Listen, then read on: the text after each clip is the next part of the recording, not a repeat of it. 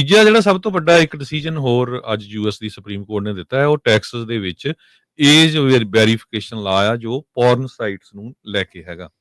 ਸੋ ਉਹਦੇ ਮੁਤਾਬਕ ਜਿਹੜੇ ਪੋਰਨ ਸਾਈਟਸ ਆ, ਇਹ ਟੈਕਸਸ ਦੇ ਵਿੱਚ ਲਾ ਪਾਸ ਹੋਇਆ ਸੀ ਵੀ ਉਹਨਾਂ ਨੂੰ ਵੈਰੀਫਾਈ ਕਰਨਾ ਪਊਗਾ ਵੀ ਜੋ ਉਹਨਾਂ ਨੂੰ ਕੋਈ ਦੇਖ ਰਿਹਾ ਹੈਗਾ ਆ, ਉਹ 18 ਸਾਲ ਤੋਂ ਉੱਪਰ ਦਾ ਹੈਗਾ ਕਿ ਨਹੀਂ, ਤਾਂ ਕਿ ਜਿਹੜੇ ਮਾਈਨਰਸ ਆ ਉਹਨਾਂ ਨੂੰ ਪ੍ਰੋਟੈਕਟ ਕੀਤਾ ਜਾ ਸਕੇ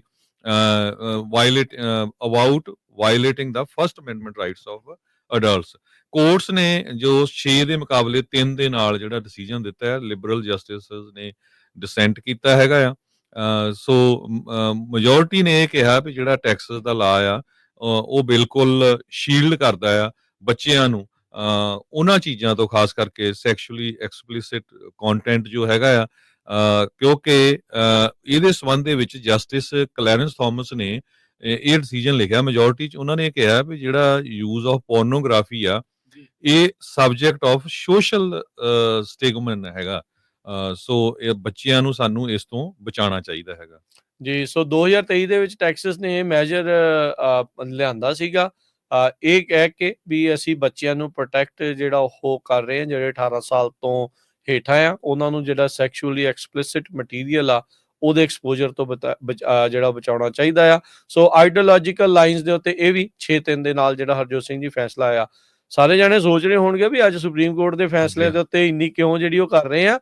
ਇਹ ਜਿਹੜੇ ਫੈਸਲੇ ਸੁਪਰੀਮ ਕੋਰਟ ਦੇ ਜਿਹੜੇ ਇੱਥੇ ਆਉਂਦੇ ਆ, ਇਹ ਦੱਸਦੇ ਜਾਈਏ ਦਹਾਕਿਆਂ ਬੱਧੀ ਅਮਰੀਕਾ ਦੇ ਪੂਰੇ ਜਿਹੜੇ ਲਾਈਫ ਦੇ ਉੱਤੇ, ਅਮਰੀਕਨਸ ਦੀ ਲਾਈਫ ਦੇ ਉੱਤੇ ਬਹੁਤ ਵੱਡੇ ਜਿਹੜੇ ਉਹ ਅਸਰ ਪਾਉਂਦੇ ਆ। ਇਹ 9 ਜਿਹੜੇ ਜਸਟਿਸਿਸ ਉਸ ਬੈਂਚ ਦੇ ਉੱਤੇ ਬੈਠਦੇ ਆ ਤੇ ਮਿਲੀਅਨਸ ਆਫ ਅਮਰੀਕਨਸ ਦੇ ਉੱਤੇ ਜਿਹੜਾ ਉਸ ਦਾ ਅਸਰ ਪੈਂਦਾ ਆ। ਕਿੱਦਾਂ ਦੀਆਂ ਪਾਲਿਸੀ ਘੜੀਆਂ ਜਾਣੀਆਂ, ਕਿੱਦਾਂ ਦੀਆਂ ਜਿਹੜੀਆਂ ਬਣਨੀਆਂ ਆ, ਉਸ ਦੇ ਉੱਤੇ ਆ, ਕਿਉਂਕਿ ਇਸ ਤੋਂ ਉੱਤੇ ਕੋਈ ਕੋਰਟ ਨਹੀਂ।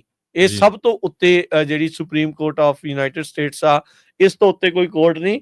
ਇਹ ਕੌਨਸਟੀਚਿਊਸ਼ਨੈਲਿਟੀ ਜਿਹੜੀ ਕੌਨਸਟੀਟਿਊਸ਼ਨੈਲਿਟੀ ਹੁੰਦੀ ਆ, ਜਾਂ ਕੀ ਇਹਦੇ ਵਿੱਚ ਅਸਲ 'ਚ ਹੱਕ ਆ, ਰਾਈਟ ਆ, ਇਹਦੀ ਇੰਟਰਪ੍ਰੀਟੇਸ਼ਨ ਕਿੱਦਾਂ ਹੋਣੀ ਆ ਸੰਵਿਧਾਨ ਦੀ, ਉਹ ਬਹੁਤ ਵੱਡਾ ਜਿਹੜਾ ਇਹ ਮੈਟਰ ਕਰਦਾ ਆ। ਤੇ ਜਿੱਦਾਂ ਸੁਪਰੀਮ ਕੋਰਟ ਨੇ ਬਾਕੀ ਜੱਜਾਂ ਦੇ ਪਰ ਕੁਤਰੇ ਆ, ਪਰ ਇਹਨਾਂ ਦਾ ਪਰ ਕੁਤਰਨ ਨੂੰ ਕੋਈ ਨਹੀਂ ਆ।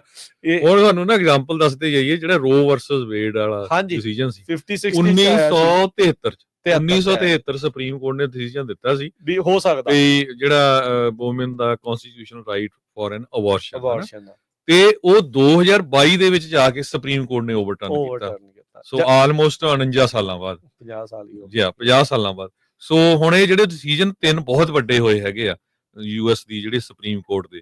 ਸੋ ਇਹ ਇਦਾਂ ਜਿਹੜੇ ਚਾਹੇ ਕੋਈ ਪ੍ਰੈਜ਼ੀਡੈਂਟ ਆਉਂਦਾ ਰਹੇ ਜਾਂਦਾ ਰਹੇ, ਜਦੋਂ ਤੱਕ ਯੂਐਸ ਦੀ ਸੁਪਰੀਮ ਕੋਰਟ ਦੇ ਵਿੱਚ ਜਿਹੜੇ ਜਸਟਿਸਸ ਆ ਉਹਨਾਂ ਦੇ ਉਹ ਕਿੱਧਰ ਨੂੰ ਲੀਨ ਕਰਦੇ ਆ, ਲਾਈਨ ਵਾਲੇ ਕਿਹੜੀ ਆਈਡੀਓਲੋਜੀ ਵਾਲੇ ਆ, ਤਦ ਤੱਕ ਇਹ ਕੁਝ ਨਹੀਂ ਹੋਣਾ। ਤਦੇ ਹੀ ਤੁਸੀਂ ਦੇਖਿਆ ਸੀ ਨਾ ਜਦੋਂ ਹਰਜੋਤ ਸਿੰਘ ਜੀ ਜਸਟਿਸ ਸਕਾਲੀਆ ਦੀ ਜਦੋਂ ਮੌਤ ਹੁੰਦੀ ਆ ਜੀ, ਉਦੋਂ ਸਾਲ ਪਿਆ ਸੀਗਾ ਓਬਾਮਾ ਹੋਣਾ ਦੇ ਕਾਰਜਕਾਲ ਦਾ, ਤੇ ਉਹਨਾਂ ਨੂੰ ਜਸਟਿਸ ਨਹੀਂ ਸੀ ਲਾਉਣ ਦਿੱਤਾ ਗਿਆ ਜੀ। ਮਿਚ ਮਕੌਨਲ ਹੋਣਾ ਕਿਹਾ ਵੀ ਨਾ ਏਦਾਂ ਨਹੀਂ, ਤੇ ਰਾਸ਼ਟਰਪਤੀ ਟਰੰਪ ਪਹਿਲੇ ਕਾਰਜਕਾਲ 'ਚ 3 ਜਸਟਿਸ ਲਾ ਕੇ ਗਏ। ਸੋ ਇਹ ਜਿਹੜੇ ਰਾਸ਼ਟਰਪਤੀ ਟਰੰਪ ਹੋਣਾ ਨੂੰ ਜਿਹੜਾ ਇਹ ਮੌਕਾ ਮਿਲਿਆ ਆ, ਇਹ ਬਹੁਤ ਘੱਟ ਪ੍ਰੈਜ਼ੀਡੈਂਟਸ ਨੂੰ ਜਿਹੜਾ ਉਹ ਮਿਲਦਾ ਆ। ਸੁਪਰੀਮ ਕੋਰਟ ਦੀ ਆਈਡੀਓਲੋਜੀ ਬੇਸਿਕਲੀ ਜਿਹੜੀ ਉੱਥੇ ਉਹਨਾਂ ਨੇ ਇੱਕ ਹਿਸਾਬ ਦੇ ਨਾਲ ਬਦਲ ਦਿੱਤੀ, ਜਿੱਥੇ 5-4 ਜਾਂ 4-5 ਇੱਕ ਅੱਧਾ ਜਾਣਾ ਜਿਹੜਾ ਕੋਈ ਮੋਡਰੇਟ ਜਸਟਿਸ ਜਿਹੜਾ ਹੁੰਦਾ ਸੀ, ਤਾਂ ਉਹ ਅੱਗੇ ਪਿੱਛੇ ਜਿਹੜਾ ਉਹ ਹੋ ਜਾਂਦਾ ਸੀ, ਕਦੀ ਇੱਧਰ ਕਦੀ ਉੱਧਰ।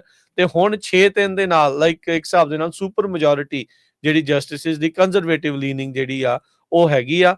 ਸੋ ਪਰ ਬਹੁਤ ਸਾਰੇ ਲੋਕ ਇਸ ਚੀਜ਼ ਦੇ ਨਾਲ ਤਵੱਕੋ ਨਹੀਂ ਰੱਖਦੇ, ਕਹਿੰਦੇ ਵੀ ਜਿਹੜੇ ਜਸਟਿਸਿਸ ਹੁੰਦੇ ਆ, ਹਾਂ ਉਹਨਾਂ ਦੇ ਆਈਡੀਓਲੋਜੀਜ਼ ਥੋੜੀਆਂ ਜਿਹੀ ਏਦਾਂ ਹੁੰਦੀਆਂ ਆ, ਪਰ ਫਿਰ ਵੀ ਉਹ ਸੰਵਿਧਾਨ ਨੂੰ ਪਰਨਾਏ ਹੁੰਦੇ ਆ, ਸੰਵਿਧਾਨ ਨੂੰ ਪ੍ਰਮੁੱਖ ਰੱਖ ਕੇ ਜਿਹੜਾ ਉਹ ਚੱਲਦੇ ਆ।